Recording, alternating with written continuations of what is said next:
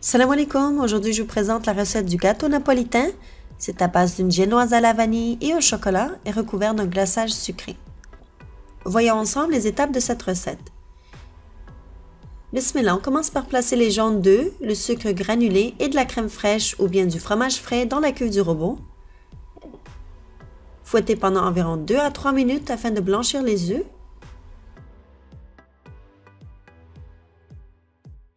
Rajoutez ensuite du beurre fondu refroidi, puis mélangez encore une fois. Comme toujours, le lien de la recette écrite se trouvera en barre d'infos sous la vidéo. Ensuite, versez le lait, puis l'eau et mélangez encore jusqu'à homogène. Incorporez la farine tamisée et sucre vanille, puis mélangez délicatement.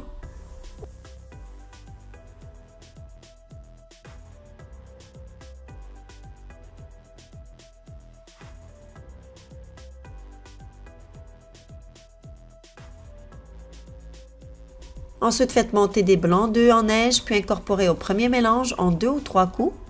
Mélangez rapidement pour le premier ajout, puis délicatement pour le restant 2 fois afin de garder le mélange léger.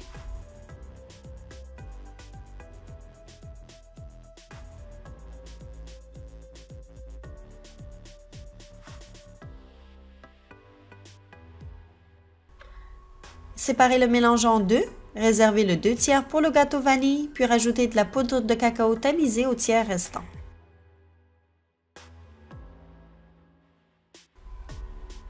Préparez-vous 2 moules, le premier étant un carré de 18 cm par 18, ainsi qu'un autre moule rectangulaire d'environ 13 cm par 22.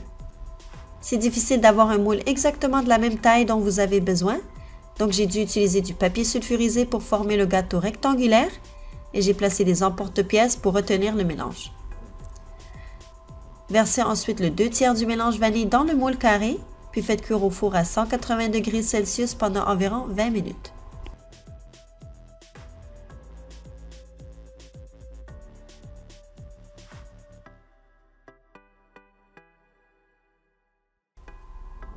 Une fois le gâteau cuit et refroidi, coupez les côtés afin qu'il soit droit, puis égalisez le dessus. Pour le gâteau vanille, coupez en 2.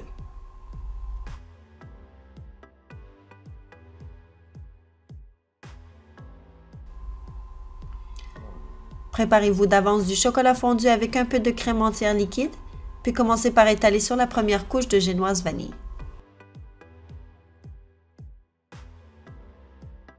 Déposez ensuite le gâteau au chocolat par-dessus. Vous allez remarquer qu'il est légèrement plus long que celui à la vanille. Une fois le gâteau refroidi, nous allons découper les excès.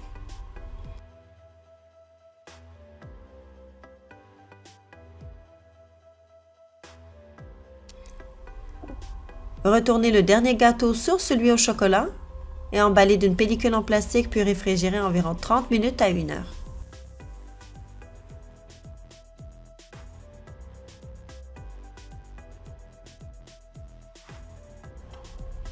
Ensuite, coupez chaque côté du gâteau afin qu'il soit lisse partout et de même taille.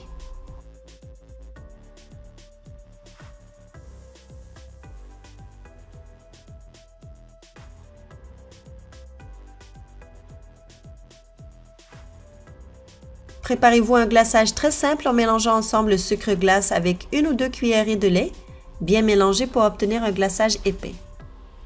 Étalez sur le dessus du gâteau en évitant que le glaçage ne coule sur les bords. Voilà pourquoi il est important d'avoir un glaçage assez épais pour éviter cela. Et saupoudrez de vermicelle au chocolat, puis laissez au frais jusqu'au moment de servir. J'espère que cette recette vous a plu et que vous allez l'essayer chez vous. N'oubliez pas d'aimer la recette, puis de vous abonner à la chaîne pour en être informé de toutes nouvelles recettes publiées. Je vous dis bon appétit et à très bientôt, Inch'Allah.